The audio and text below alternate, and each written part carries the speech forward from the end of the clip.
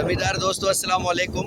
हिन वक्त आऊं बीठो आहियां दाली दल ॻोठ में जेको वेझो आहे पंहिंजो जोग शरीफ़ खां।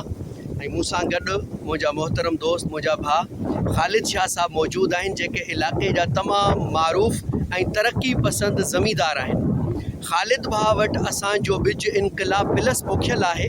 हिन में वीडियो में बि तव्हां बैकग्राउंड ते ॾिसी सघो था त इहो सभु जेके ॿारियूं आहिनि इहे टोटल इनकलाब प्लस जूं आहिनि।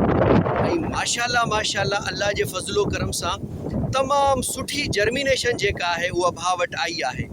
जर्मिनेशन जे हवाले सां, छो त जर्मिनेशन ॿिज जे हवाले सां पहिरियों स्टेप आहे, त भाउ ख़ालिद शाह साहब खां पुछूं था त जर्मिनेशन जे हवाले सां इन्हनि जा तासुरात छा आहिनि। भाउ ख़ालिद अस्सलाम वालेकुम, ख़ुशि आहियो, ख़ैरियत सां आहियो? भाउ तव्हां अल्हम्दुलिल्लाह असांजी रिकमेंडेशन ऐं असांजी सजेशन ते तव्हां इनकलाब प्लस ॿिज पोखियो आहे ऐं बैकग्राउंड ते असां ॾिसूं पिया माशाल्लाह। त इन जे हवाले सां जर्मिनेशन जे हवाले सां थोरा तासुरात। बेहतरीन जर्मिनेशन आहे। गुज़िरियल साल पोइ तक़रीबन 100 खां मथे आयो, एवरेज 100 माण्हुनि खां मथे आयो। हींअर तमामु बहितरीन ॿिज आहे, पोखियो आहे माशाल्लाह। साईं ख़ालिद शाह साहब जूं वॾियूं महिरबानियूं। अल्लाह साईं हिन जी रोज़ी में, हिन जे रिस्क में बरकत ॾे।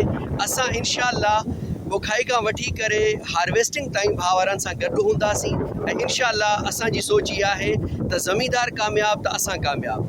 तमामु महिरबानियूं। अस्सलाम वालेकुम।